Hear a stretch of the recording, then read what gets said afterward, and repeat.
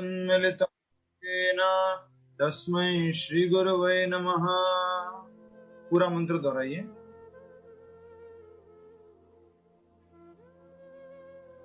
Next.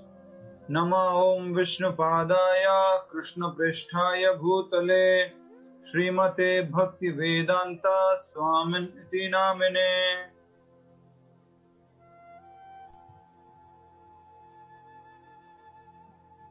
दोहराना है सबको तो थोड़ा रोक सकते हैं। नमस्ते सारस्वते देवे गौरवाणी प्रचारिणे निर्विशेष शून्यवादी पाश्चात्य देशतारिणे। रोक के रखिए, उनको रिपीट करना है सबको पूरा का पूरा। अगला। हे कृष्ण करुणा सिंधो दीनबंधो जगतपते गोपेश गोपिका कांता राधा कांता नमोस्तुते।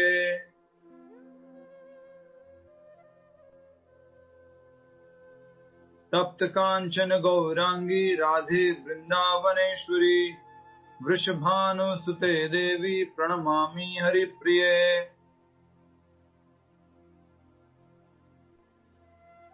वाञ्छाकल्पतरुभ्यश्च कृपा सिन्धुभ्य एव च पतितानां पावनेभ्यो वैष्णवेभ्यो नमो नमः।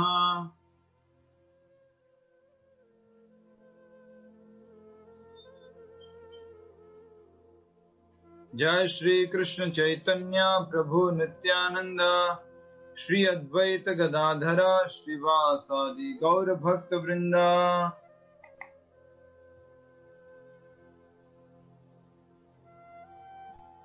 हरे कृष्णा कृष्ण कृष्ण हरे हरे हरे राम राम राम हरे हरे।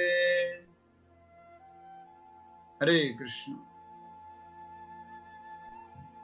तो क्या सभी भक्त लोग अपने अपने स्थान पर बैठ के थोड़ा जोर से हरे कृष्णा बोल सकते हैं? हरे कृष्णा। सभी का स्वागत है। जो हमेशा से आते हैं, हर दिन आते हैं, उनका भी स्वागत है। जो कभी कभी आते हैं उनका भी स्वागत है। जो वीडियो ऑन करके बैठते हैं उनका भी स्वागत है, और जो वीडियो ऑन करके नहीं बैठते हैं उनका भी स्वागत है। ऐसे इस कथा में बैठे हैं तो वीडियो ऑन करके बैठा कीजिए, और जो आज पहली बार आए हैं उनका भी स्वागत है। और आज हम शुरू करते हैं श्रीमद् भगवद गीता के अध्याय 2 से श्लोक संख्या 45 एंड 46। ठीक है।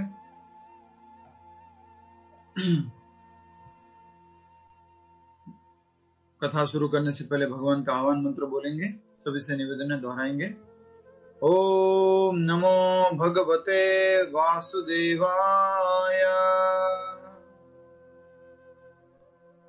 ओम नमो भगवते वासुदेवाय।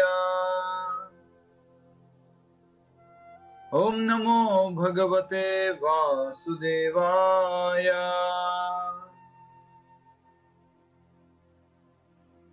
श्रीमद् भगवद गीता यथारूप अध्याय 2 गीता का सार श्लोक संख्या 45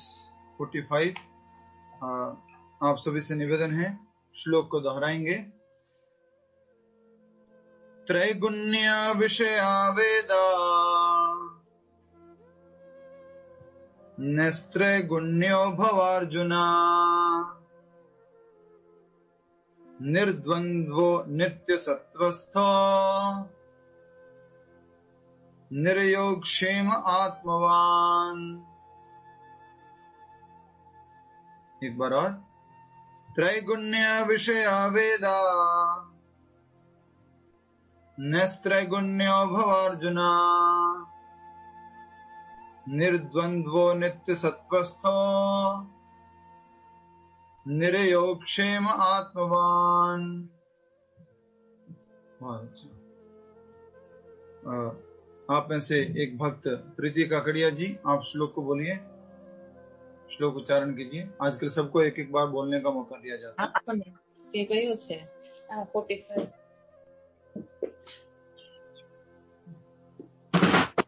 बोलिए।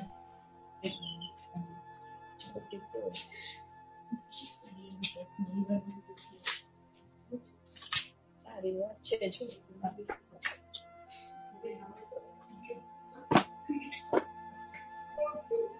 मिला कि नहीं? मिला 44 में थी 45 आज पढ़िए।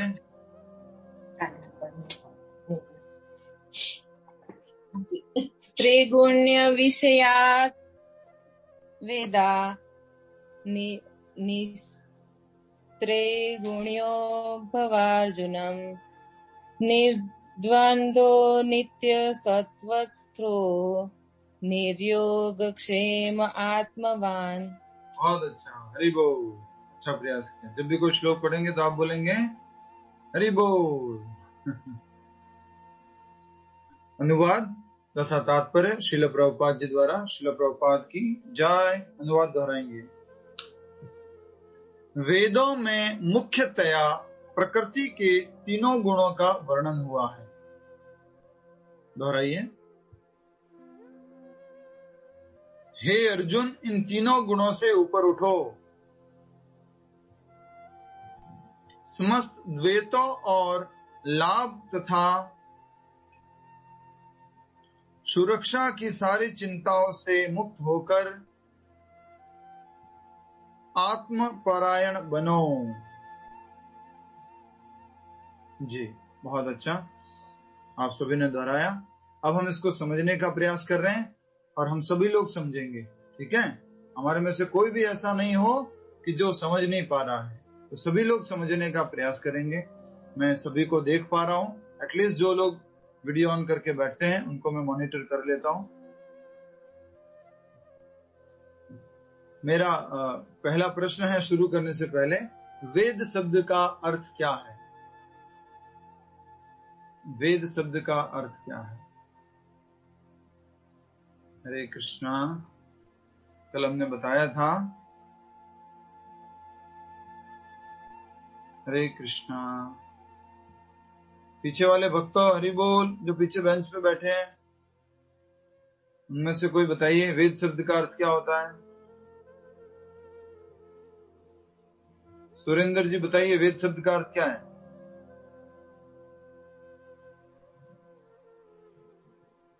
नहीं? ठीक है, समय का सदुपयोग करते हुए किससे पूछे?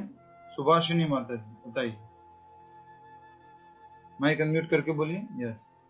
हरे कृष्णा प्रभु जी। हरे कृष्णा प्रभु जी। ज्ञान का भंडार। ज्ञान का भंडार, जहाँ सब तरह का ज्ञान है उसको क्या कहते हैं? वेद। सारे तरह का ज्ञान है वहां पर अवेलेबल। राजनीति का ज्ञान, फिजिक्स का ज्ञान, केमिस्ट्री का ज्ञान, लड़ाई का ज्ञान, ब्रह्मचर्य का ज्ञान, गृहस्थ का ज्ञान, वानप्रस्थ का ज्ञान, संन्यास का ज्ञान, सभी तरह का ज्ञान है। उसको क्या कहा जाता है? वेद। सब तरह का ज्ञान है। और खास करके हमने एक बात पढ़ी थी, वो थी यामिमाम पुष्पिताम वाचम प्रवदंती न विपश्चितः। पिछले से पिछले श्लोक में उसमें भगवान कह रहे थे कि अल्प ज्ञानी लोग जो हैं वेदों की अलंकारिक भाषा से आकर्षित हो जाते हैं। तो वेदों की अलंकारिक भाषा क्या है? कौन बताएंगे? स्वाति जी कहीं नहीं दिख रहे हैं, वीडियो ऑफ करके बैठे हुए ऐसा लग रहा है। वेदों की अलंकारिक भाषा क्या है? स्वीटी माता जी।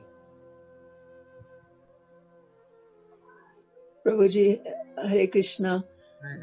अलंकारी भाषा वेदों की ये है कि ये करोगे तो ऐसा होगा, उसकी फल ऐसे प्राप्त होगा।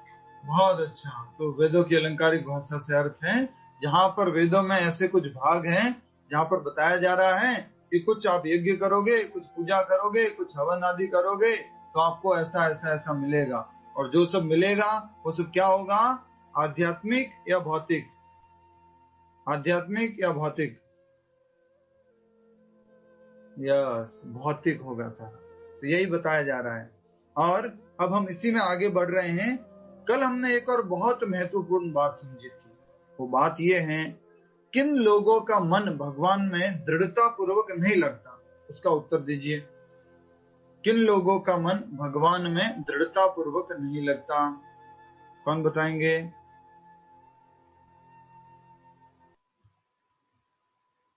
किन लोगों का मन भगवान में दृढ़ता पूर्वक नहीं लगता? विभा जैन जी बताइए।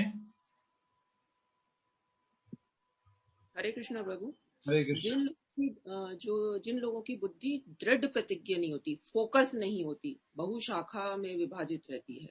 यस, पर वो बहुशाखा में विभाजित क्यों होती है, ये पूछना चाह रहे हैं। लक्ष्मी जी बताइए।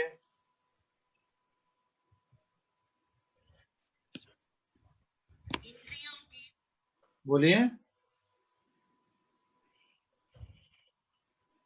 बताइए। हरे कृष्णा। लक्ष्मी जी, आपने हैंड रेज किया, माइक भी अनम्यूट किया, बताइए। यस, बहुत अच्छा। तो 2 कारण बताए गए थे। भोग ऐश्वर्य प्रसक्तानाम। पहला है भोग, कि इंद्रिय भोग में व्यक्ति जो है लगना चाहता है, उसके लिए हम अच्छे से समझ गए थे। 5 हमारे ज्ञानेंद्रिया हैं, 5 विषय वस्तु है, तो उसके प्रति व्यक्ति आकर्षित रहता है और उनको भोगना चाहता है। दूसरा जो हमने समझा था ऐश्वर्य। ऐश्वर्य क्या है? धन, संपत्ति, वैभव। तो हर कोई व्यक्ति के अंदर 2 इच्छाएं जरूर होती है। एक तो बहुत इंद्रिय भोग करना है और बहुत अधिक धन कमाना है। तो ऐसा व्यक्ति जो भोग और ऐश्वर्य के पीछे लगा हुआ है, उसके मन में दृढ़ता नहीं आती। अब आगे भगवान श्री कृष्ण आज के श्लोक में बता रहे हैं अर्जुन को, वेदों में मुख्यतया प्रकृति के 3 गुणों का वर्णन हुआ है। तो प्रकृति के वो 3 गुण क्या हैं विनीता जी? प्रकृति के 3 गुण क्या हैं, बताइए। खट्टा, मीठा और कड़वा। ब्रजेंद्र नंदन प्रभु जी बताना चाह रहे हैं, बताइए प्रभु जी। दंडवत प्रणाम। धन्यवाद, आपका स्वागत है। Very happy to see your sessions happening regularly. प्रभु 3 गुण है, सत्वगुण, रजोगुण, तमोगुण।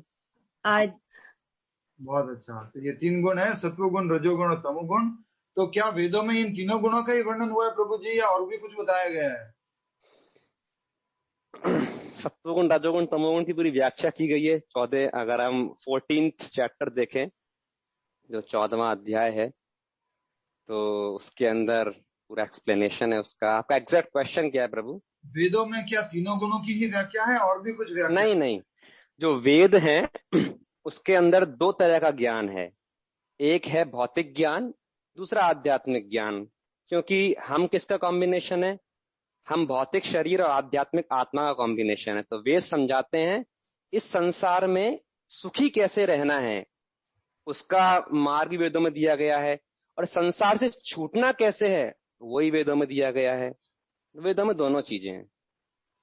तो जैसा कि मैंने बताया था ना आप सभी लोगों को, एक टीचर था, वो रामायण पढ़ा रहा था, याद है कि नहीं? शिव धनुष किसने तोड़ा? तो अभी क्लास में हमारे साथ में इंस्पेक्शन टीम आ चुकी है और वो ब्रजेंद्र नंदन प्रभु हैं। तो भी आपसे अगर कोई पूछ लेंगे तो ऐसा ना हो जाए, ठीक है? इसलिए ध्यान रखिएगा।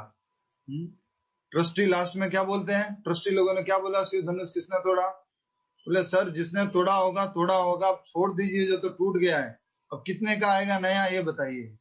तो ऐसे अभी आप प्रभु जी कुछ पूछेंगे तो आप ऐसा जवाब मत देना। हरे कृष्णा। तो वेदों में जैसा प्रभु जी ने बताया कि 3 गुण जो है, सत्वगुण, रजोगुण, तमोगुण, इनका भी ज्ञान है, और भी इसके अलावा ऐसा ज्ञान है कि इन तीनों गुणों से मुक्त कैसे होया जाए, इसका भी ज्ञान दिया गया है। और इस भौतिक जगत में हर एक व्यक्ति इन तीनों गुणों के अंडर में आता है, तीनों गुणों के प्रभाव में आता है। हर कोई व्यक्ति, ऐसा कोई भी व्यक्ति नहीं इस दुनिया में, इस भौतिक जगत में, जो इन तीनों गुणों के प्रभाव में नहीं आता। ऐसा कहा जाता है, इवन सारे देवी देवता, 18वें अध्याय में भगवान कहते हैं कि सारे देवी देवता भी इन तीनों गुणों के प्रभाव में आते हैं, सत्वगुण, रजोगुण और तमोगुण। अब ये तीनों गुण हमेशा हमारे ऊपर लागू होते हैं। ऐसा नहीं होता कि हम पूरी तरह से सात्विक रहते हैं, पूरी तरह से राजसिक रहते हैं, या पूरी तरह से तामसिक रहते हैं। थोड़े थोड़े गुण ये सब हमारे ऊपर हर समय लागू रहते हैं। मान लीजिए अभी हम जो क्लास अटेंड कर रहे हैं, तो उसको कौन से गुण में कहेंगे? रूपल पटेल जी,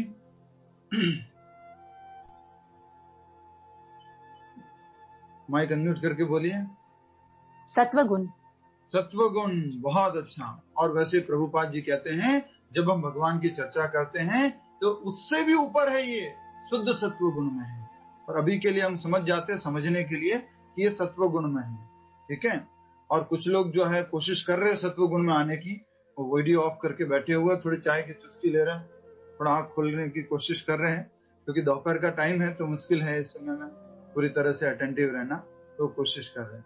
तो ये जो भगवत गीता की चर्चा है ये वैसे शुद्ध सत्व में आती है, अभी के लिए हम समझ जाते हैं कि सत्व गुण में आती है, ठीक है। भगवान श्री कृष्ण यहाँ पर बता रहे हैं अर्जुन को, जो कि भगवान श्री कृष्ण ने गुरु की पोजीशन ली है, गुरु का स्थान लिया है, और अर्जुन ने शिष्य का स्थान लिया है। हे अर्जुन, इन तीनों गुणों से ऊपर उठो। तीनों गुणों से ऊपर कैसे उठेंगे वो अभी आगे हम तात्पर्य में समझेंगे प्रभुपाद जी के द्वारा।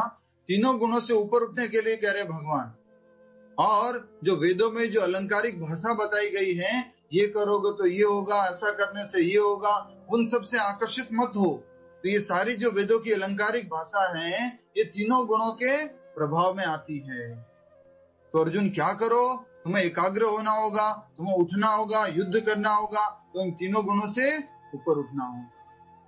सत्वगुण, रजोगुण और तमोगुण, इवन सत्वगुण से भी ऊपर उठना होगा। तो सत्वगुण से भी ऊपर उठ जाएंगे तो कौन से गुण में स्थित होंगे? शुद्ध सत्व। सभी लोग बोलिए शुद्ध सत्व, ठीक है। समस्त द्वैतों और लाभ तथा सुरक्षा की सारी चिंताओं से मुक्त होकर आत्मपरायण बनो। अब भगवान श्री कृष्ण कह रहे द्वैतों, द्वैत से शब्द से क्या अर्थ है? कौन बताएगा? पूनम गर्ग माता जी बताइए, द्वैत शब्द से क्या अर्थ है? हरे कृष्णा प्रभु जी। ड्युअलिटी, जैसे लाभ, हानि, दुख, सुख। यस, तो जैसे भगवान श्री कृष्ण ने क्या कहा था, अर्जुन युद्ध करने के लिए युद्ध करो। अब तुम ये मत देखो कि जय होगी या पराजय होगी, लाभ होगी या हानि होगी, ये सब मत देखो। अब युद्ध करने के लिए युद्ध करो। उसी प्रकार आप सबसे जब प्रश्न पूछा जाता है तो ये मत देखा करो कि उत्तर सही होगा कि गलत होगा, उत्तर दे दिया करो, ठीक है। हरे कृष्ण। तो यही बताया जा रहा है भगवान श्री कृष्ण के द्वारा कि द्वैतों से लाभ हानि, सुख दुख, मान अपमान, जिससे हम बहुत ज्यादा प्रभावित होते हैं, इनसे ऊपर उठो। और लाभ तथा सुरक्षा की सारी चिंताओं से मुक्त होकर आत्मपरायण बनो। तो यहाँ पर शब्द उपयोग हुआ है, उसको आप अच्छे से नोट करेंगे श्लोक के अंदर, निर्योग क्षेम, योग क्षेम। तो ये आगे भी आएगा भगवत गीता में, योग क्षेम वहाम्यम। किसी ने सुना हुआ ये वाक्य? कहीं पर लिखा हुआ योग क्षेम वहाम्यम? अरे वाह, बहुत सारे लोग तैयार है। बताइए कौन बताएगा? प्रमोद कुमार जी बताइए। LIC के एम्बलम में है। अच्छा, LIC में लिखा हुआ है योग क्षेम वहाम्यम। क्या अर्थ होता है मालूम है? कि जो मन से मेरा ध्यान करते हैं, कृष्ण कह रहे हैं, मैं उनके जो भी वो संचित करते हैं और जो उनकी मतलब LIC में समय में, LIC में क्या? ठीक है, बहुत अच्छा बताया आपने, सही बताया है। तो योग क्षेम से अर्थ है कि जो अपने पास है उसका तो भगवान क्या करते हैं? रक्षा करते हैं। जो नहीं है उसको भगवान प्रोवाइड कराते हैं। किसके लिए? भक्ति करने के लिए। तो भगवान ये कह रहे हैं कि लाभ तथा सुरक्षाओं की चिंता से, जो मुझे प्राप्त करना है और जो ऑलरेडी है उसकी सुरक्षा, इन चिंताओं से मुक्त होकर आत्मपरायण बनो। पूरी तरह से मेरे ऊपर निर्भर हो जाओ। तुमने मुझे गुरु माना है तो पूरी तरह से मेरे ऊपर निर्भर हो और आत्मपरायण बनो। आत्मपरायण से अर्थ क्या है? शरीर परायण नहीं बनना है। कौन सा परायण बनना है? आत्मपरायण। अभी तुम जो सोच रहे हो देहात्म बुद्धि में सोच रहे हो, ये सोच रहे हो कि मैं तो शरीर हूँ, सामने वाले लोग भी शरीर हैं, इनको मारूंगा तो मुझे पाप लगेगा, मुझे नरक भी भुगतना पड़ सकता है। तो क्या करो तुम आत्मपरायण बनो। ये सोचो तुम स्वयं आत्मा हो, ब्रह्म हो, और ये सारे जितने भी लोग आए हुए युद्ध करने के लिए, ये भी क्या है? आत्मा है। ये शरीर तो क्या है? नश्वर है, एक न एक दिन वैसे भी ये समाप्त होना है। तो अब हम तात्पर्य की तरफ आगे बढ़ रहे हैं। तात्पर्य श्रील प्रभुपाद जी द्वारा तो इस श्लोक के अनुवाद में 3 बातें बताई गई है। पहली बात, वो ये जो वेद है इसमें मुख्यतया क्या बताया गया है? 3 गुण, प्रकृति के 3 गुणों के बारे में। तो भगवान कह रहे हैं इन तीनों गुणों से ऊपर उठो, ये दूसरी बात होगी। तीसरी बात भगवान कह रहे हैं समस्त द्वैत, जो लाभ हानि, मान अपमान, सुख दुख, इनसे भी तुम क्या हो? मुक्त हो जाओ। फिर तीसरी बात कह रहे भगवान, लाभ तथा सुरक्षा की सारी चिंताओं से मुक्त होकर आत्मपरायण बनो। आत्मपरायण बनने की तीसरी बात है। मुक्त होने की दूसरी बात है द्वैतों, लाभ तथा सुरक्षा से मुक्त होना, और आत्मपरायण बनना तीसरी बात। ठीक है, समझ में आ रहा है? आगे बढ़ते हैं।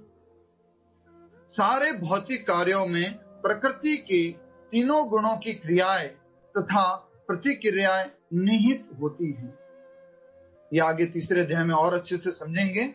और यहाँ पर प्रभुपाद जी बता रहे हैं जितने भी हम कार्य करते हैं, भले हम किचन में काम कर रहे हो या कुछ सफाई का कार्य कर रहे हो, ऑफिस का कार्य कर रहे हो, बच्चों को स्कूल भेजने का कार्य कर रहे हो, हर समय जो भी कार्य कर रहे हैं इन कार्यों में ये तीनों गुणों की क्रियाएं और प्रतिक्रिया निहित है। अर्थात ये तीनों गुण क्या करते रहते हैं? काम करते रहते हैं।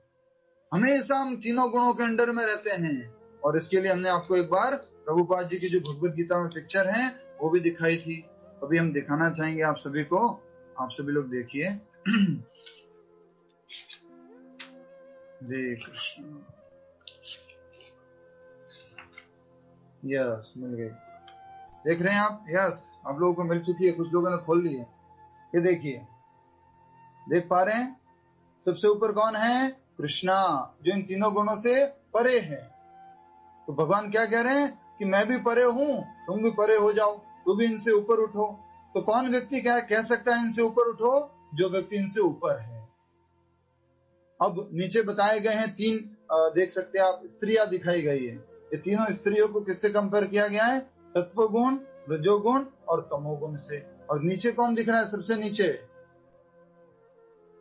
हम तुम, राइट? नीचे हम सब लोग हैं। तो यहाँ पर जो तीनों गुण हैं उनका प्रभाव पड़ रहा है। और गुण शब्द का एक शाब्दिक अर्थ होता है, उसको बोलते हैं रस्सी। ये लिख लीजिए, गुण शब्द का एक शाब्दिक अर्थ है रस्सी। तो हम इस भौतिक जगत में बंधे हुए हैं।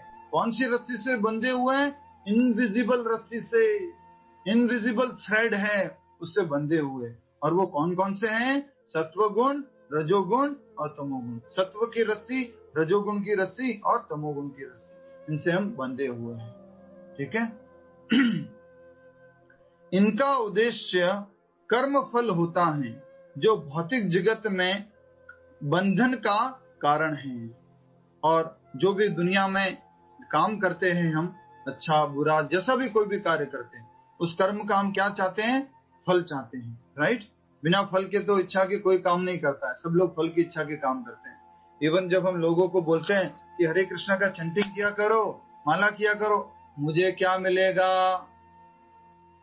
तो कौन सा एफएम चला देते हैं वो? WIIFM, what is it in for me? तो सीधा पहले प्रश्न पूछते हैं।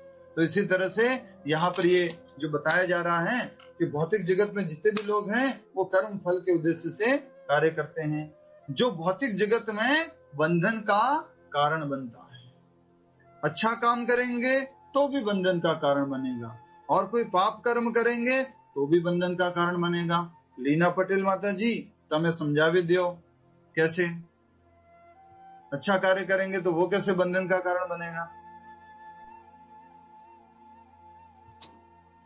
जय श्री कृष्ण प्रभु जी। हरे कृष्णा।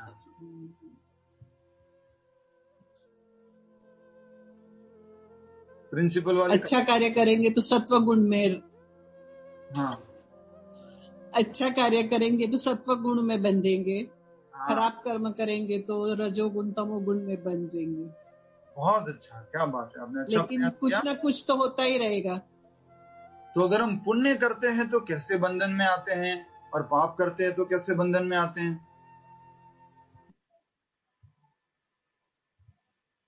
माता जी अपनी स्टोरी लगा दें यहाँ पुण्य पर। करते, कि मैं तो स्कूल कौन में सी स्टोरी? नहीं आए थे, हम तो 2 दिन से छुट्टी पर थे। नहीं है। कौन सी स्टोरी प्रभु जी? वही वाली माता जी, शिव धनुष किसने तोड़ा? हरे कृष्ण। हाँ ठीक है, कौन बताएंगे? विनीता जी बताइए, आपने सही बताया और आगे बताना है। प्रभु जी, वो जो पुण्य मतलब वो जो टाइफॉइड वाली स्टोरी थी, उसके भाई के लिए जो उसको है खाना खिलाता है, अगेंस्ट था तो भी, तो उसने अच्छा सोचा कि उसको खाना, उसने ऐसे बोला तो इसने खिला दिया, पर वो उसको और परेशान करेगा, उसके कर्म बंधन जो फूकट रहा था उसमें और बंधन में डाल रहा है। और जिस व्यक्ति ने मदद किया है उसको हाँ तो उसको फल भुगतने के लिए आना पड़ेगा, अच्छा हाँ फल भुगतने के लिए आना पड़ेगा, तो उसके ऊपर भी बंधन हो गया। तो जो पुण्य के कार्य कर रहे हैं हम, पुण्य के कार्य भी कहाँ पर भुगत सकते हैं? इसे भौतिक जगत में ही भुगत सकते हैं। तो पुण्य करके हम स्वर्ग आदि लोक जा सकते हैं, या वापस इस पृथ्वी लोक में बड़ा अच्छा जीवन प्राप्त कर सकते हैं, लेकिन वो पुण्य को भुगतने के लिए आना पड़ेगा। तो ये क्या हो गया? बंधन। उसी प्रकार से पाप क्या है? पाप करेंगे तो बंधन तो लगता ही है, उसका तो अच्छे से मालूम है, राइट सर। रोड लाइट तोड़ दिया तो पूरा बंधन लग जाता है, किसी का मर्डर कर दिया तो बंधन लग जाता है, चोरी कर दिया तो बंधन लग जाता है। तो वैसे ही पाप कर्मों से बंधन लगता है। तो भौतिक जगत में बंधन का कारण बनता है क्या? कर्म या विकर्म। कर्म का अर्थ क्या है? पुण्य कार्य। विकर्म का अर्थ क्या है? पाप कार्य। तो क्या करेंगे उससे कर्म बंधन नहीं लगेगा? कौन बताएंगे? क्या करेंगे जिससे कर्म बंधन नहीं लगेगा? यस, महेश शर्मा जी। अपने सब कर्मों को कृष्ण को समर्पित कर दीजिए। उसको क्या कहते हैं? सकाम कर्म, ओहो, निष्काम, सॉरी, नहीं, आत्मा के लिए अकर्म। क्या कहेंगे? अकर्म। ठीक है, तो जब अकर्म करेंगे तो हम इस कर्म बंधन से मुक्त होंगे। आगे प्रभुपाद जी बहुत अच्छा समझा रहे, ध्यान पूर्वक सभी लोग समझने का प्रयास कीजिए। और हमारे इंस्पेक्शन वाले टीचर हमारे साथ में हैं, देखिएगा अभी कुछ पूछ लेंगे वो तो।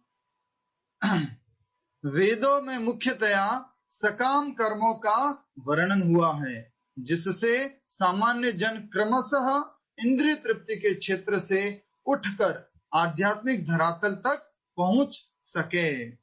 तो वेदों में क्या बताया गया है? सकाम कर्मों के बारे में। ये कर्म करोगे तो ये फल मिलेगा, ऐसा पूजा करोगे तो ऐसा तुम्हें मिलेगा। ये सब जो अलंकारिक भाषा है वेदों की, कुछ फल प्राप्त करने की इच्छा से कार्य करने के बारे में, ये सब वेदों में बताया गया है।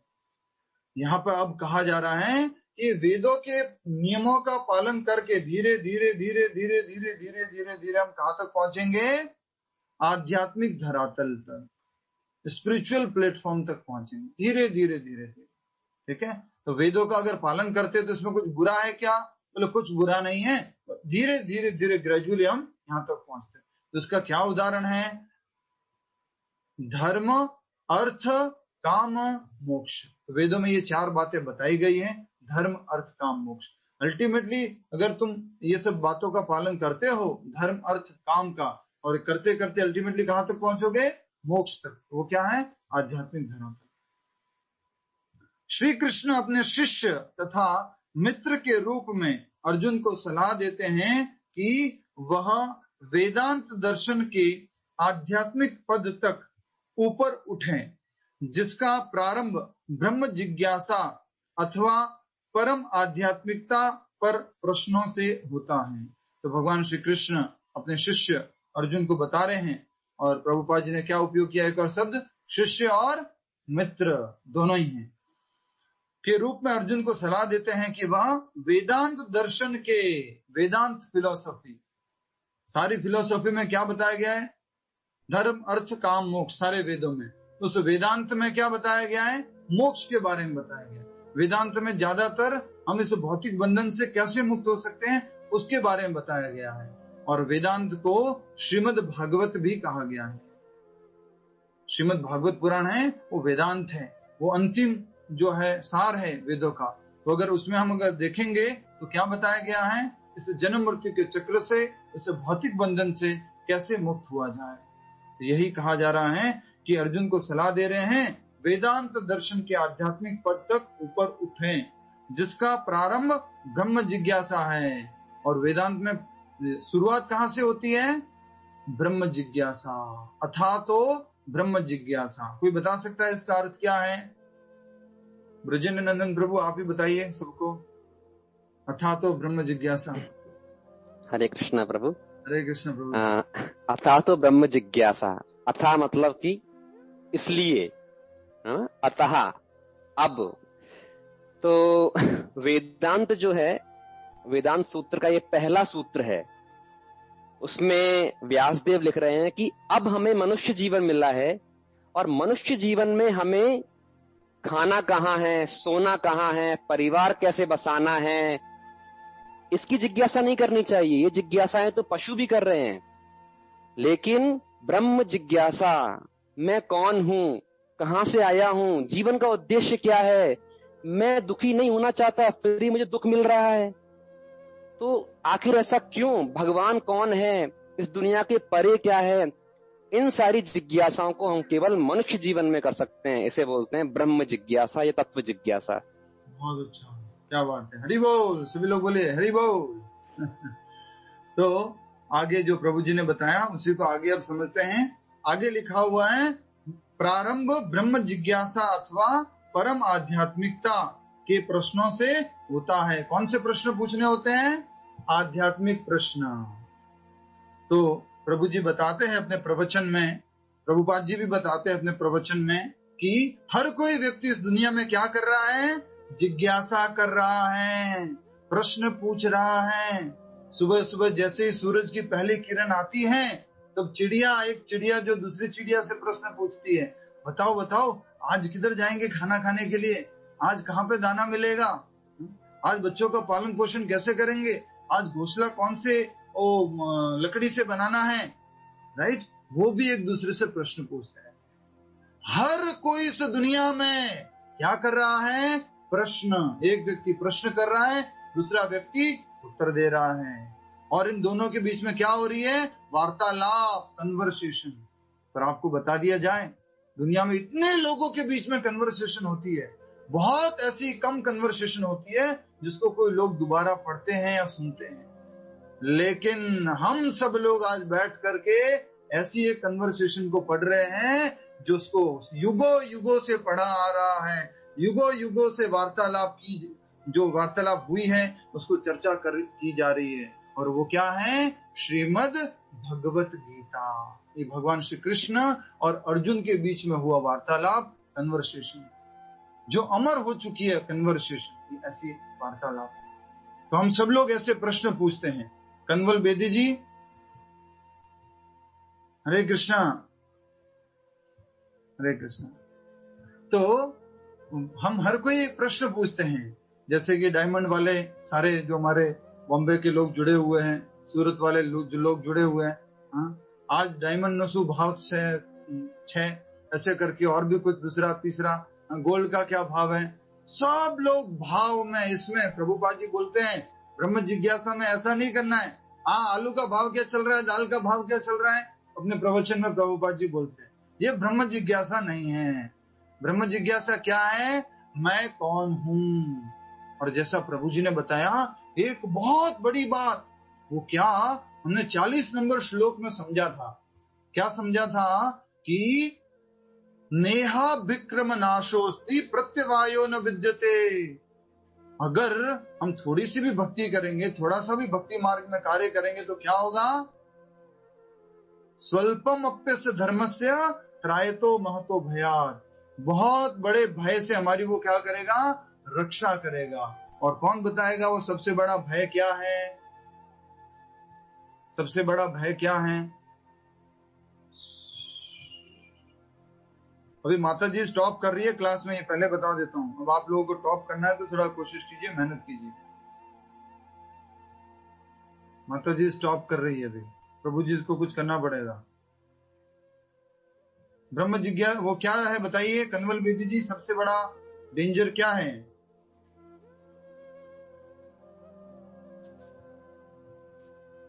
बताइए। नहीं मालूम। हाँ, नहीं पता, थोड़ा निद्रा लग गई थी आपको, इसलिए हमने नोटिस कर लिया। जो लोग वीडियो ऑफ करके बैठे उनको तो हम नोटिस भी नहीं कर सकते। कौन बताएंगे क्या है? वर्षा शर्मा माता जी। हरे कृष्ण प्रभु जी। जन्म मृत्यु का चक्र। हाँ ठीक है, थोड़ा सही है, इसको और थोड़ा सही कर देते हैं कि मनुष्य जन्म को खोने का भय, जो एक बुद्धिमान व्यक्ति है उसको क्या भय है? मनुष्य जन्म को खोने का भय।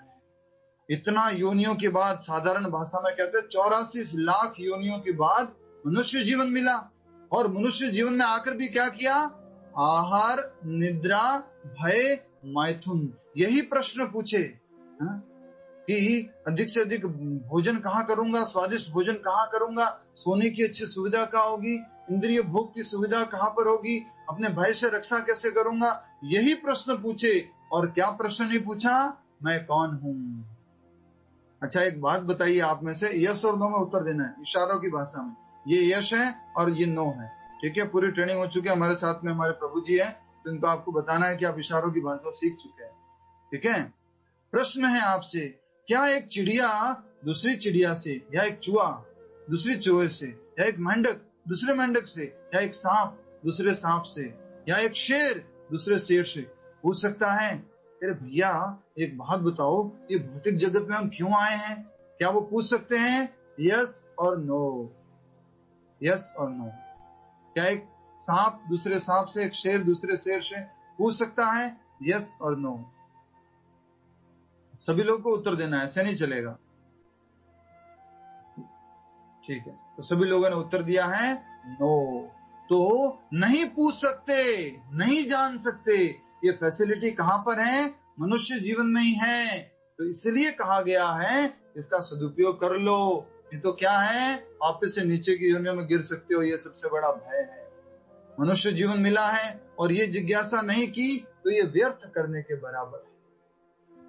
याद आ रहा है ना आपको? कुकर सूकर का प्रभुपाद जी तात्पर्य में लिखते हैं, कुकर सूकर की भांति जो है जीवन में आते हैं, थोड़े बड़े होते हैं और फिर बच्चे पैदा करते हैं और बूढ़े होते हैं और मर जाते हैं। तो ऐसा जीवन मनुष्य जीवन नहीं होना चाहिए। मनुष्य जीवन ब्रह्म जिज्ञासा का जीवन है, आध्यात्मिक प्रश्नों का जीवन है। आप में से कितने लोग स्वीकार करते हैं कि आज तक हमने ब्रह्म जिज्ञासा नहीं की? कोई 2-3 हो सकते हैं, यस और नो।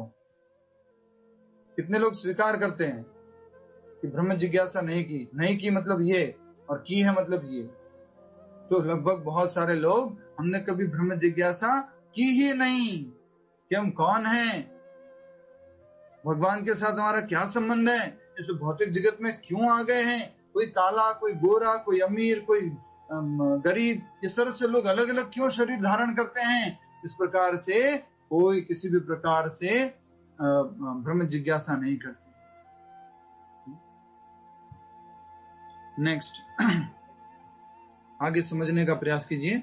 इस भौतिक जगत के सारे प्राणी अपने अस्तित्व के लिए कठिन संघर्ष करते रहते हैं। स्ट्रगल फॉर एग्जिस्टेंस, जीवन जीने के लिए बहुत कठिन संघर्ष करते हैं। और प्रभुपाद जी उदाहरण देते हैं किसका? बॉम्बे वाले लोगों का खास करके। प्रभुपाद जी कहते हैं कि बॉम्बे में व्यक्ति लोकल ट्रेन पकड़ करके सुबह 4 बजे उठ करके जल्दी से भाग करके रेलवे स्टेशन पहुंचता है, और वहां से जो है ट्रेन पकड़ने के बाद वो 2 घंटे या 1 घंटे की यात्रा करके बाद कहां पर जाता है? अपने उस स्टेशन पे जाता है, वहां से फिर ऑटो रिक्शा वगैरह पकड़ के फैक्ट्री पे जाता है और वहां 8 घंटे की नौकरी करता है। उसके बाद फिर वो ट्रेन पकड़ता है, फिर वो 1-1.5 घंटा उसमें आता है। इस तरह से पूरा दिन भर क्या करता रहता है? मेहनत करता रहता है, स्ट्रगल करता रहता है। इसके लिए भौतिक जीवन में शरीर का निर्वाह करने के लिए, शरीर को चलाने के लिए, अपने जीवन को आगे बढ़ाने के लिए। उनके लिए श्री भगवान ने इस भौतिक जगत की सृष्टि करने के पश्चात वैदिक ज्ञान प्रदान किया, जो जीवन यापन तथा भव बंधन से छूटने का उपदेश देता है। तो प्रभु जी ने बताई थी ये बात, मालूम है क्या बोला था? वेदों में दोनों तरह का ज्ञान है। इस भौतिक जगत में आए हो तो जीवन यापन कैसे करना है, जीवन कैसे जीना है, और साथ ही साथ इस भव बंधन से मुक्त कैसे होना है, ये ज्ञान भी दिया गया है वेदों के अंदर। तो एक छोटा सा उदाहरण ले लेते जल्दी से, पहले भी हम समझ चुके हैं। तो एक व्यक्ति नदी किनारे खड़ा है, सागर किनारे खड़ा है, मान लीजिए बहुत बड़ा सागर है, उस सागर के किनारे पे खड़ा हुआ है और उसके पास में एक साइकिल पड़ी हुई है, उसके पास में एक बाइक पड़ी हुई है और उसके पास में एक जो है कार पड़ी हुई है। उसके बाद आप में से जो सब लोग बड़ी बड़ी गाड़ियां रखते हैं, वो बड़ी बड़ी गाड़ी रखी है, BMW, मर्सिडीज, ऑडी, और गुजराती वाली वो बंगली वाली गाड़ी वो भी रखी हुई है वहां पर। और वहां पर क्या है, बस भी है, ट्रेन भी है, बहुत सारी है। और साथ में ही वहां पर साइड में क्या है, हेलीकॉप्टर है। बोलिए क्या है, हेलीकॉप्टर। तो अब आप बताइए कौन सी गाड़ी लेकर आप उस समुद्र को पार करेंगे? कौन सी गाड़ी से पार करेंगे बताइए, इशारा करके बता दीजिए जल्दी से, सबसे पूछने का समय नहीं है। राइट, तो हवाई जहाज से, हवाई जहाज नहीं, क्या था, हेलीकॉप्टर था। तो हेलीकॉप्टर से, अब हेलीकॉप्टर चलाना तो नहीं आता है तो क्या करें?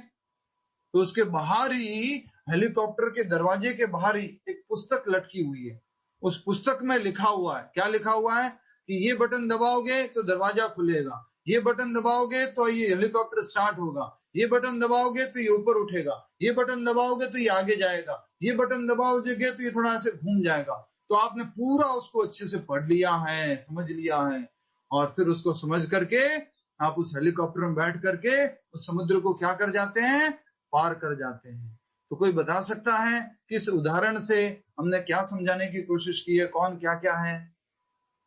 यस, भूषण शर्मा जी, देखिए थोड़ा प्रभु जी की तरफ से भी हाथ उठ रहे हैं। भूषण शर्मा जी कहाँ गए आप, देख नहीं पा रहे आपको। इस उदाहरण में क्या क्या है? सुधीर पटेल जी बताइए।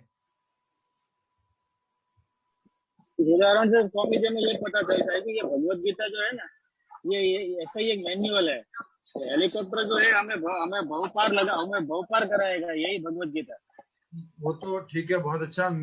बताइए वृंदा माता जी, वृंदा कृष्णा माता जी। हरे कृष्णा प्रभु ji. I don't know I am right no, but ये जो समुद्र है ये है भव सागर, जिससे हमें पार होना है और गोलोक धाम जाना है। और ये जो बाहर जो मैनुअल लटका है हेलीकॉप्टर के ऊपर, वो उसमें वेदों के बारे में, वेद में बताया गया कि आप कैसे ब्रह्म जिज्ञासा करके आप पार जा सकते हैं। बहुत अच्छा। ये हेलीकॉप्टर क्या है ये तो बताओ। हाँ, और हेलीकॉप्टर लगा जिससे उड़कर वो वही है। हेलीकॉप्टर क्या है जल्दी बताइए, कौन बताएगा? तेज प्रताप सिंह जी, हेलीकॉप्टर क्या है? हेलीकॉप्टर कृष्ण भावनामृत। माइक म्यूट रखिए आप। अब राम बताएंगे, राम जी बताइए, महाराष्ट्र वाले राम जी। मनुष्य शरीर हेलीकॉप्टर है। यस, क्या बात है, इनके लिए हरि बोल हो जाए एक बार, हरि बोल, हरि बोल। तो बहुत अच्छा बताया राम जी ने कि जो साइकिल थी, जो बाइक थी, कार थी, और जो बड़ी ट्रेन थी और बस थी, ये सब अलग अलग तरह के शरीर है। मान लीजिए चींटी का शरीर है, घोड़े का शरीर है, गधे का शरीर है, कुत्ते का शरीर है, अलग अलग तरह के शरीर हैं। इन सब शरीरों में ताकत नहीं है इस सागर को पार करने की, पर एक शरीर है उसको ताकत है। वो कौन सा है? हेलीकॉप्टर। और हेलीकॉप्टर क्या है? ये मनुष्य शरीर। मनुष्य जीवन में संभव है हम इस भव बंधन से, जन्म मृत्यु के चक्र से बाहर निकल सकते हैं, पार हो सकते हैं। और पार होने के लिए हमें हेलीकॉप्टर चलाना नहीं आता है। अभी तक हम हेलीकॉप्टर को कहां पर चला रहे हैं? रोड के ऊपर, मार्केट के अंदर, पूरा SG हाईवे पर 40 की स्पीड से चला रहे हैं। पुलिस वाले आकर के पूछ भी रहे रोड पे क्यों चला रहे हो, तो भी हम तो बोले नहीं मजा आता है रोड पे चलाने। पर वास्तव में उस हेलीकॉप्टर को क्या करना चाहिए? उड़ाना चाहिए। तो उड़ाने के लिए क्या करना पड़ेगा? यूजर मैनुअल पढ़ना पड़ेगा, जो कि उसके बाहर लटका हुआ है। और सभी लोग अपना अपना यूजर मैनुअल दिखाएंगे प्रभु जी को। हरि बोल। सभी लोग अपना यूजर मैनुअल दिखाइए। यस, क्या बात है, पूरा सुरक्षित है आप लोग। अब आपको हेलीकॉप्टर चलाने में कोई तकलीफ नहीं होने वाली है, अच्छे से उड़ाएंगे आप। मनुष्य जीवन में आप इस भव बंधन से मुक्ति को पा सकते हैं, पार कर सकते हैं। श्रील प्रभुपाद की जय। तो यही बताया जा रहा है कि उनके लिए श्री भगवान इस भौतिक जगत की सृष्टि के पश्चात वैदिक ज्ञान प्रदान किया, जो जीवन यापन तथा भव बंधन से छूटने का उपदेश देता है।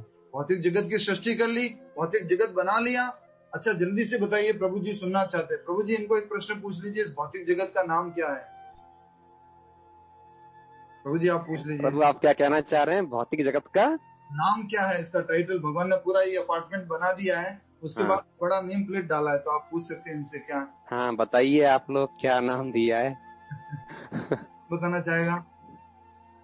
देखिए अभी वो वाली कहानी मत कीजिएगा, वो वाली शिव धनुष किसने तोड़ा। हरे कृष्णा। महेंद्र जी बताइए, मालूम है आपको? नहीं तो विनय जी बताइए। दुखालय। या दुखालय, बाहर बड़ा बड़ा बोर्ड लगा दिया है, दुखालयम, और फिर एक और साथ में लिखा हुआ, छोटा सा लिखा हुआ साथ में, जैसे कोई कंपनी का नाम होता है, नीचे सब टाइटल कुछ होता है ना, वैसे नीचे लिखा हुआ अशाश्वतम, थोड़ा थोड़ा कभी सुख मिल जाएगा। वो कैसा है? अशाश्वत है, टेम्परेरी है। तो और भगवान कह रहे हैं कि मैंने इसको बनाने के बाद क्या दिया है? एक किताब दी है, वैदिक ग्रंथ दिया है, उसको पढ़ने के बाद इस भौतिक बंधन से मुक्त हो सकते हो। तो यही भगवान श्री कृष्ण की बात को प्रभुपाद जी कहना चाह रहे हैं कि उनके लिए श्री भगवान ने क्या किया है? भौतिक जगत की सृष्टि करने के पश्चात वैदिक ज्ञान प्रदान किया, जो जीवन यापन तथा भव बंधन से छूटने का उपदेश देता है। हमने समझा था स्वधर्म दो प्रकार के होते हैं। कौन कौन से दो प्रकार के स्वधर्म होते हैं? संध्या माता जी, दो प्रकार के स्वधर्म कौन से होते हैं? माइक अनम्यूट करके बोलिए। कोई बात नहीं, गलत होगा तो चिंता क्यों करना है, कृष्णा ने बोला ना अपना कर्म करो। बोलिए। दो तरह के स्वधर्म है, बताइए कौन कौन से? माता जी जल्दी से, इशारा कर देता हूं मैं, ठीक है? आपको इशारा करता हूं, उससे इशारा करके बताइएगा। पहला, हाँ माता जी भूल गए आप तो। सुभाषिनी माता जी बताइए, बोलिए। हरे कृष्णा, बोलिए माता जी। स्वीटी माता जी बताइए, दो तरह के स्वधर्म कौन से हैं? पहला शरीर दूसरी आत्मा। पहला शरीर दूसरी आत्मा, ये क्या हो गया? थोड़ा अच्छे से समझाइए। प्रभु जी आपकी आवाज ब्रेक हो रही है, आधी बात समझ में आ रही, आधी नहीं आ रही, बहुत देर से आवाज ब्रेक हो रही है आपकी। क्या सभी को ऐसा हो रहा है? आपका थोड़ा नेटवर्क चेक कर सकते हैं माता जी। हरे कृष्ण। तो बहुत अच्छा बता दिया है आपने। पहला धर्म जो है क्या कहते हैं, प्राथमिक स्वधर्म जो है वो आत्मा का है, प्राइमरी ड्यूटी है वो आत्मा की है, और दूसरा स्वधर्म किसका है? शरीर का है। तो भगवान ने दोनों को ज्ञान इसमें दे दिया है। इस भौतिक जगत में हम आ गए हैं तो दोनों का ज्ञान दिया। हरे कृष्ण। नेक्स्ट, जब इंद्रिय तृप्ति के कार्य तथा कर्म कांड समाप्त हो जाते हैं तो उपनिषदों के रूप में भगवत साक्षात्कार का अवसर प्रदान किया जाता है। ये जो हमें उपनिषद प्राप्त हुए हैं, जैसे कि भगवत गीता को भी एक उपनिषद कहा गया है। क्या उपनिषद कहा गया है? भगवत गीता को कौन सा उपनिषद कहते हैं? कोई प्रभु जी बताइए थोड़ा, माता जी लोग थोड़ा आगे बढ़ रहे हैं, ठीक है? कौन बताएंगे? कोई जेंट्स? भूषण शर्मा जी, भगवत गीता को क्या बताया? गीतोपनिषद, ठीक है, गीतोपनिषद। हरे कृष्ण। हम आपकी साइड ले लेते हैं क्योंकि हरे कृष्ण। तो गीतोपनिषद कहा गया है, और उपनिषदों में भगवान ने भगवत साक्षात्कार, भगवान को प्राप्त करने के अवसर प्रदान किए गए, बताया गया है कि कैसे इसे भौतिक जगत से बाहर निकलना है, ठीक है? ये उपनिषद विभिन्न वेदों के अंश हैं। उपनिषद किसके भाग हैं? वेदों के ही भाग हैं। उसी प्रकार जैसे भगवत गीता पंचम वेद महाभारत का अंग है, तो महाभारत को कहा गया है पंचम वेद। तो चार प्रकार के वेद कौन कौन से हैं? कौन बताएंगे? सिद्धार्थ सिंह, चार प्रकार के वेद कौन कौन से हैं? ऋग्वेद, सामवेद, अथर्ववेद, यजुर्वेद। बहुत अच्छा। तो पांचवा वेद बताया गया है महाभारत को, और भगवत गीता किसका भाग है? उस महाभारत का भाग है। महाभारत में भीष्म पर्व का भाग है। उपनिषदों से आध्यात्मिक जीवन का शुभारंभ होता है। तो प्रभुपाद जी ने सबसे पहले उपनिषद का जो है अनुवाद किया है और इसके ऊपर तात्पर्य दिया है। उसका नाम है ईशो उपनिषद। सभी लोग बोलिए कौन सी है वो? ईशो उपनिषद। तो अगर उपनिषद पढ़ते हैं तो हमारे आध्यात्मिक जीवन का क्या होता है? शुभारंभ। तो हम गीता पढ़ रहे हैं, गीता को क्या बोला गया है? गीता उपनिषद। हमारा स्पिरिचुअल जर्नी स्टार्ट हो चुकी है। जब भौतिक शरीर का अस्तित्व है तब तक जब तक भौतिक शरीर का अस्तित्व है तब तक भौतिक गुणों की क्रियाएं प्रतिक्रियाएं होती रहती हैं।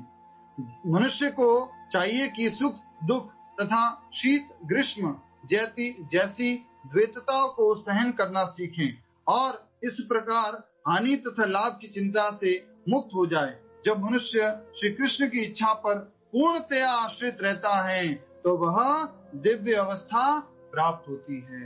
ये भौतिक शरीर जब तक रहेगा तब तक तीनों गुणों का प्रभाव रहेगा ही रहेगा। सत्वगुण रजोगुण तमोगुण इनका प्रभाव रहेगा। भगवान कह रहे हैं इनसे ऊपर उठो। तो उससे ऊपर कैसे उठ सकते हैं? जब हम भगवान के शरण जाएंगे, पूर्णतया भगवान के ऊपर निर्भर होंगे, तब हम तीनों गुणों से ऊपर उठ सकते हैं। और बताया जा रहा है सुख दुख गर्मी सर्दी ये आदि जो द्वैतता है, लाभ हानि, इन सब चिंताओं से मुक्त होकर पूर्णतया कृष्ण पर आश्रित होना है और इस प्रकार से हम दिव्य अवस्था को प्राप्त होंगे। और इस दिव्य अवस्था को क्या बोला गया है? तीनों गुणों से ऊपर की अवस्था, आध्यात्मिक अवस्था। ठीक है, तीनों गुणों से ऊपर उठना मतलब आध्यात्मिक, तीनों गुणों से ऊपर उठना मतलब दिव्य। तो दिव्य अवस्था को कैसे प्राप्त कर सकते हैं? जब हम भगवान श्री कृष्ण के संदेश को स्वीकार करेंगे, पालन करेंगे और हम भगवान श्री कृष्ण को समर्पण करेंगे। तो आज के श्लोक में जो ये श्लोक संख्या 45 है, इसमें ये महत्वपूर्ण बात बताई गई है कि तीनों गुणों से ऊपर उठना है और हमें किसी भी प्रकार के द्वैतों से, लाभ हानि की सुरक्षा वगैरह से मुक्त होकर आत्मपरायण बनना है। आत्मा के लिए, अपने स्वयं के लिए कार्य करना शुरू करना है। आगे वाला श्लोक भी करना था, लेकिन आज प्रभु जी क्लास में, इसलिए मैं बहुत धीरे धीरे अच्छे से बता रहा हूँ कि प्रभु जी मेरा फिर बाद में मेरे को फीडबैक आने वाला है, तो अब इसे मैं थोड़ा आसानी से बता रहा हूँ। ये अगला जो श्लोक है उसका अनुवाद और श्लोक और अनुवाद पढ़ लेते हैं। तात्पर्य बड़ा है इसलिए कल हमें सहायता मिलेगी इसको पूरा करने में। अगला श्लोक दोहराएंगे। यावान अर्थोदपाने सर्वतः संप्लुतोदके, थोड़ा तोड़ देते, ब्रेक कर देते हैं। यावान अर्थोदपाने सर्वतः संप्लुतोदके तावान सर्वेषु वेदेषु ब्राह्मण्यस्य विजानतः। आप में से एक भक्त पढ़ेंगे इसको। कौन पढ़ेंगे? महेंद्र जी पढ़िए। यावनार्थ उत्पाने सर्वतः संप्लुतोदके तावान सर्वेषु वेदेषु ब्राह्मणस्य विजानतः। बहुत अच्छा, वेरी नाइस। अनुवाद।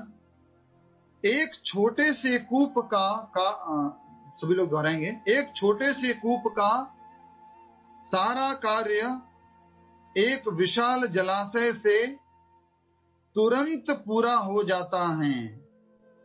इसी प्रकार वेदों के आंतरिक तात्पर्य जानने वाले को उनके सारे प्रयोजन सिद्ध हो जाते हैं। तो यहाँ पर बहुत अच्छा उदाहरण दिया गया है। भगवान श्री कृष्ण क्या कहते हैं? क्योंकि हम कलयुग में हैं और कलयुग में हमारी बुद्धि क्या है? इशारा करके बताइए। राइट, इतनी सारी है, बहुत बड़ी है। माता जी, विभा माता जी छोटी है, क्या करने लगते हैं? तो बहुत कम है कलयुग में बुद्धि हमारी। तो भगवान क्या कैसे समझाते हैं? उदाहरणों के द्वारा समझाते हैं। और सबसे पहला उदाहरण भगवान ने क्या दिया था? वासांसि जीर्णानि यथा विहाय, कि जिस प्रकार से व्यक्ति क्या बदलता है? वस्त्र बदलता है, आत्मा उसी प्रकार से शरीर बदलती है। और अब दूसरा उदाहरण दे रहे भगवान। और दूसरा उदाहरण क्या है? एक जलाशय का, एक बड़ा जैसे वाटर बॉडी होती है, एक बड़ा नदी मान लीजिए, एक नदी है और छोटे छोटे कुएं हैं। किस किसने कुएं देखे हैं? मेरी बोल, कुएं देखे बचपन में? कुएं में नहाए भी है? कुएं में? अच्छा, ठीक है। एटलीस्ट नहीं देखे होंगे तो दिल्ली में एक फेमस है धोला कुआ के नाम से जगह, बाहर से बोर्ड तो देखा ही होगा कि धोला कुआ है, तो वहां पे कुआ नहीं है लेकिन वो फिर भी धोला कुआ है, ठीक है। तो कुआ एक जो गहरा खड्डा होता है बड़ा सा राउंड में, पहले वहां से खेती होती थी। तो उसी प्रकार से गांव में पहले अलग अलग कुएं हुआ करते थे। तो कह रहे भगवान उदाहरण देके, एक छोटे से कूप का सारा कार्य एक विशाल जलाशय से तुरंत पूरा हो जाता है। पहले अलग अलग कुएं होते और अलग अलग प्रयोजन के लिए अलग अलग कुओं पर जाया करते थे। जो जेंट्स है वो एक कुएं पर जाएंगे, लेडीज एक कुएं पर जाएंगे, पानी के लिए एक कुएं पर जाएंगे। तो अलग अलग कुएं हैं, छोटे छोटे कूप हैं। अब इन सारे कूप का, या तो इनको आप कूप भी कह सकते हैं, कुआं भी कह सकते हैं, और एक थोड़ा सा जल का स्रोत, जैसे नल होता है ना, नल को भी कूप कहते हैं। तो वो नल से भी कंपेयर किया गया। तो नल जितना पानी देगा, जितना कार्य करेगा, वो सारा कार्य एक बड़ा जलाशय से भी कर सकते हैं। और तो यहाँ कहना चाह रहे हैं, इसी प्रकार वेदों के आंतरिक तात्पर्य जानने वाले को उसके सारे प्रयोजन सिद्ध हो जाते हैं। तो वेदों में मात्र ये नहीं लिखा हुआ है क्या, याम इमाम पुष्पिताम वाचम, flowery language, buy one get two, get one two, वो सब नहीं लिखा हुआ है। वेदों में ये लिखा हुआ है, लेकिन जो आंतरिक मर्म को जानता है, अंदर की बात को जानता है, कि यहाँ पर वेदों में तो इससे मुक्ति का मार्ग भी लिखा हुआ है, भवबंधन से मुक्त कैसे हो सकते हैं ये भी बताया गया है। तो वो व्यक्ति आंतरिक मर्म को जानता है और उनके सारे प्रयोजन सिद्ध हो जाते हैं। एक बार मात्र कृष्ण भावनामृत का अभ्यास करने से बाकी सारे जितने भी प्रयोजन है इस भौतिक जगत में, वो सारे सिद्ध हो जाते हैं। अर्थात कि हम इस भौतिक जगत के बंधन से मुक्त हो जाते हैं, इस भव सागर से मुक्त हो जाते हैं। तो हमें अलग अलग वेदों में जाने की जरूरत नहीं है कि अच्छा पति चाहिए तो जो शिव जी के पास जाएंगे, अच्छी पत्नी चाहिए तो दुर्गा माता के पास जाएंगे, और कुछ विद्या चाहिए तो सरस्वती जी के पास जाएंगे, कुछ और गणेश जी के पास जाएंगे विघ्नों का हरण करने के लिए। तो अलग अलग के पास जाने की जरूरत नहीं है। वेदों का मर्म जो जानता है, वेदों के आंतरिक तात्पर्य को जानता है, वो कहाँ जाता है, भगवान श्री कृष्ण के पास। और वहां कृष्ण के पास जाने से क्या हो जाता है, कृष्ण तुष्टे जगत तुष्ट। याद है ना द्रौपदी वाली कहानी, जब भगवान कृष्ण ने दाना स्वीकार किया तो सब कुछ तृप्त हो गया था। और उसके लिए प्रभुपाद जी ने कौन सा उदाहरण दिया है, कहां पर क्या करेंगे तो सब कुछ ठीक हो जाएगा, सब जगह पहुंच जाएगा। वाह, बताइए, इशारा करके बता दीजिए सभी लोग। दो उदाहरण है इसके, एक तो स्टमक का, बैली का, और एक उदाहरण किसका है, पेड़ की जड़ में पानी देने का। तो अगर पेड़ की जड़ में पानी देंगे तो पत्तों में, टहनियों में, जो फूलों में, फलों में, सब जगह पहुंच जाएगा। तो उसी प्रकार से जो वेदों की आंतरिक बात को जो जानता है वो किसका अभ्यास करता है, आंतरिक बात का अभ्यास करता है, और उसका अभ्यास करके ऑटोमेटिकली सारे प्रयोजन पूरे हो जाते हैं। तो इसलिए हमें किसको स्वीकार करना चाहिए, कृष्ण भावनामृत को। क्या कहते हैं वो, all solution at one roof, एक ही जगह पे सारा सॉल्यूशन मिल जाएगा। तो वो है कृष्ण भावनामृत। आपको अलग अलग दुकान की जाने की जरूरत नहीं है।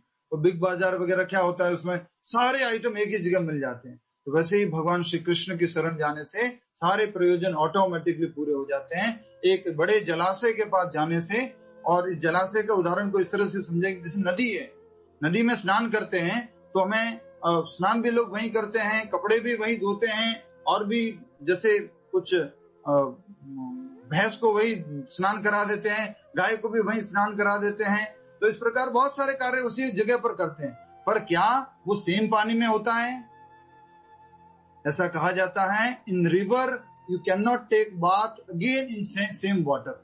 नदी के अंदर एक दोबारा से तुम सेम जल में स्नान नहीं कर सकते। क्या अर्थ है इसका? क्योंकि जैसे स्नान करोगे क्या हो जाएगा, फ्लो हो जाएगा, पानी आगे निकल जाएगा। तो आजकल की नदियां नहीं, जो एक जगह स्टैग्नेंट है, बदबू मार रही है, वो वाली नदियां नहीं, पहले जो फ्लो करती थी उन नदियों की बात की जाए। ठीक है, तो इसलिए हमें कृष्ण भावनामृत की शरण जाना चाहिए। एक जगह जाने से सब कुछ मिल रहा है, सब प्रयोजन पूरे हो रहे हैं। तो हम यहीं पे समाप्त करेंगे। उसके बाद में हम कोशिश करेंगे, शायद ब्रजनंदन प्रभु कुछ कहना चाहते तो 2 मिनट का कुछ आप बता सकते हैं, फिर हम सब लोग सामूहिक रूप से जाप करेंगे, प्रभु का एसोसिएशन ले सकते हैं। क्या प्रभु हम आपको स्पॉटलाइट कर सकते हैं? हरे कृष्णा। एज यू विश प्रभु, जो आपकी इच्छा। हरे कृष्णा। सभी लोग तो प्रभु ध्यान से सुनिएगा। हमारे साथ के प्रभु जी हैं, हमारे से सीनियर हैं और भक्ति का प्रचार बहुत अच्छे से कर रहे हैं। पूरे भारत में अलग अलग जगह भ्रमण कर चुके हैं प्रचार करने के लिए, और खास करके युवाओं को बहुत अच्छा प्रचार करते हैं। हरे कृष्णा। तो जैसा आज प्रभु जी ने बताया कि जो मनुष्य जीवन है वो एक बहुत अच्छा एक व्हीकल है, तो मैं श्रीमद् भागवतम से आपको बताऊंगा एक छोटा सा कि भागवतम कहती है, निर्देहमाद्यम सुलभम सुदुर्लभम प्लवम सुकल्पम गुरुकर्ण धारम। श्रीमद् भागवतम में भगवान श्री कृष्ण स्वयं कह रहे हैं कि मनुष्य शरीर क्या है, ये सुदुर्लभ है, ये ऐसे नहीं मिलता है। ये हमको 84 लाख योनियां, कई बार बहुत से लोग, स्पेशली जो लोग आजकल की शिक्षा पद्धति में पढ़े हुए हैं, उन्हें लगता है ये तो दादी की कहानी है, नानी की कहानी है, 84 लाख योनियां। नहीं, ये सत्य है। कभी प्रभु जी आपको बताएंगे भी 84 लाख योनियों का डिस्क्रिप्शन, कि 9 लाख योनियां पानी में, 11 लाख योनियां, अलग अलग योनियों का वर्णन दिया गया है।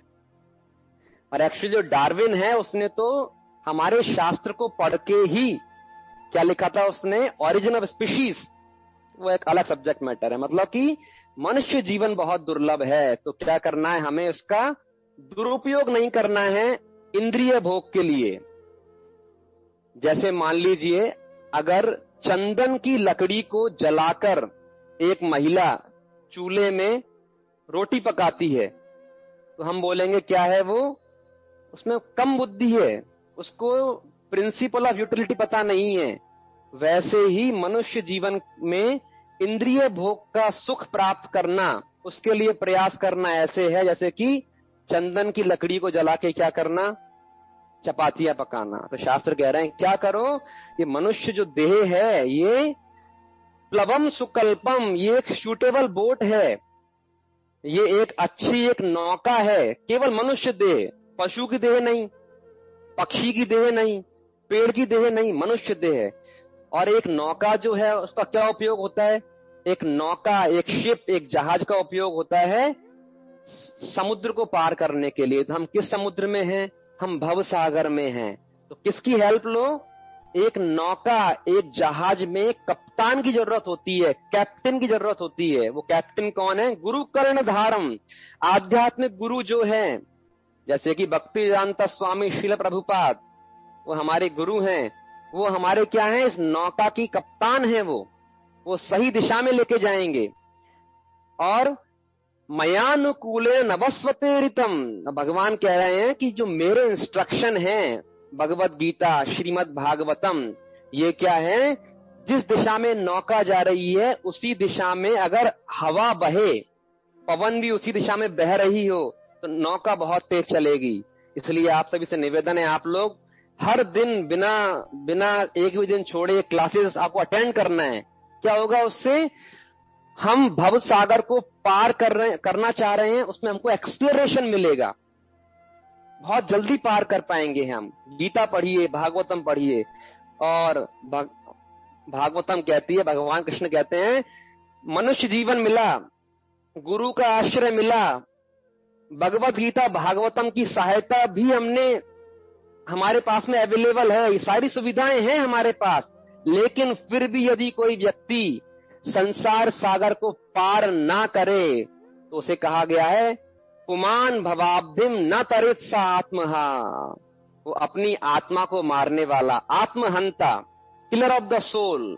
आत्मा को मार नहीं सकते, लेकिन हाँ, मनुष्य जीवन में आत्म साक्षात्कार नहीं करना आत्महत्या करने के बराबर है।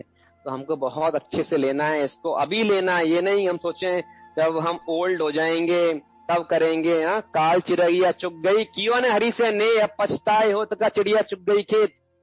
तो काल है वो चिड़िया की तरह है, वो एक एक दाना दाना चुग रहा है हमारा।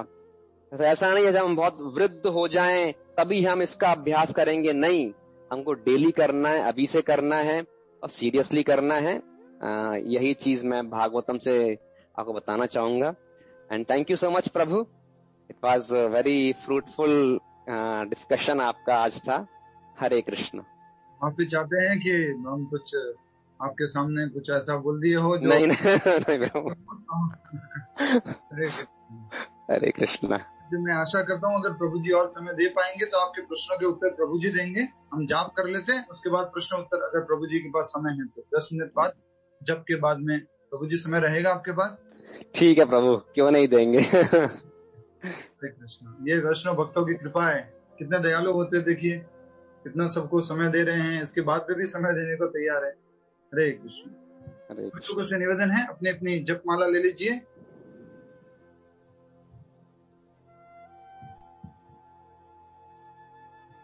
अभी हम सब लोग सामूहिक रूप से महामंत्र का जप करेंगे और प्रार्थना है। सबसे पहले जप करने से पहले आप मेरे पीछे दोहराइए। नमः ओम विष्णु पादाय कृष्ण पृष्ठाय भूतले श्रीमते भक्ति वेदांत स्वामिन इति नामिने नमस्ते सारस्वते देवे गौरवाणी प्रचारिणे निर्विशेषा शून्यवादी पाश्चात्य देश तारिणे जय श्री कृष्ण चैतन्य प्रभु नित्यानंदा श्री अद्वैत गदाधरा श्रीवासादि गौर भक्त वृंदा। सभी से निवेदन है जहां पर भी जिस भी स्थान पर अच्छे से बैठ जाएं और अपनी माला से इस महामंत्र का जप करें, अच्छे से उच्चारण करें। माला को सीधे हाथ में पकड़ते हैं, पहली उंगली टच नहीं करते। शुरू। हरे कृष्ण कृष्ण कृष्ण हरे हरे, हरे राम राम राम हरे हरे, हरे कृष्ण कृष्ण कृष्ण हरे हरे, हरे राम राम राम हरे हरे, हरे कृष्ण कृष्ण कृष्ण हरे हरे, हरे राम राम राम हरे हरे। एक एक करके जल्दी से अपना प्रैक्टिकल पॉइंट बताइए। माइक अनम्यूट कर सकते हैं। हरे कृष्ण प्रभु जी। हरे कृष्ण प्रभु जी। बोलिए। पूनम गर्ग माता जी, फिर रूपल पटेल जी, बोलिए। हरे कृष्ण प्रभु जी। हमारे ये शरीर रूपी मशीन में जो जंक लग रहा है उसको हम लोग को यूजर मैनुअल खोल कर ऑयलिंग करके उसको फिट करना चाहिए। बहुत वेरी नाइस। शरीर में जंग लग गया है। हाँ, वेरी नाइस। नेक्स्ट। हरे कृष्ण प्रभु जी। हमें तीनों गुणों से ऊपर उठने के लिए कृष्णा की इच्छा को पूर्ण रूप से आश्रित होना है और भगवान को समर्पण करना है। क्या बात है। हरि बोल। हरि बोल। नेक्स्ट। हरे कृष्ण प्रभु जी। कृष्ण प्रभु जी। हरे कृष्ण। सुनिधि माता। नेक्स्ट। हरे कृष्ण प्रभु जी। हरे कृष्ण। वाच। प्रभु जी, मनुष्य शरीर हमें बार बार नहीं मिलता, इसलिए हमें परमात्मा का अंश होने के नाते हमें सदैव ब्रह्म जिज्ञासा करनी चाहिए कि मैं कौन हूँ, कहाँ से आया हूँ और मुझे कैसे कृष्ण को मैं पा सकता हूँ, मुझे उनकी शरण में कैसे जाना है। बहुत अच्छा प्रैक्टिकल पॉइंट है। हमें मनुष्य जीवन मिला है जिसमें हम ब्रह्म जिज्ञासा कर सकते हैं, तो ब्रह्म जिज्ञासा करनी चाहिए। सुनिधि माता जी, बोलिए। प्रभु जी, यही मेरा पॉइंट है कि हमें मनुष्य जीवन में ब्रह्म जिज्ञासा करनी है। बहुत अच्छा। ठीक है, ठीक है, ठीक है। नेक्स्ट। हरे कृष्णा प्रभु जी। हरे कृष्णा। अर्णा देवनानी जी, बोलिए। जी प्रभु जी। भौतिक जगत में भौतिक बंधन से मुक्ति पाने के लिए हमें अकर्म करनी चाहिए। हमें अकर्म करने चाहिए बंधन से मुक्ति पाने के लिए। कृष्ण कर्म करने चाहिए, कृष्ण भावनामृत कर्म करने चाहिए। वर्षा शर्मा। हरे कृष्णा प्रभु जी। हमें इस मनुष्य जीवन में जो दुख सुख क्षति गर्मी सर्दी सब कुछ सहन करना चाहिए और इन सब से जो चीजें हमें मिलती हैं जैसे हानि लाभ, इन सारी चिंताओं से मुक्त होके कान्हा जी के चरणों में लग जाना चाहिए। प्रभु जी, हरे कृष्णा। हमें भौतिक संसार से अनासक्त होकर हमारा ध्यान कृष्ण में आकर्षित करना चाहिए। बहुत अच्छा। भौतिक संसार से अनासक्त होकर कृष्ण में आसक्त होना चाहिए। और कोई? हरे कृष्णा प्रभु जी। विवेक पंडित जी, बोलिए। हमें शरीर परायण नहीं होकर आत्मपरायण बनना। हमें शरीर परायण ना होकर आत्मपरायण बनना। हरे कृष्णा प्रभु जी। सरवाणी जी, बोलिए। प्रभु जी, हमें जो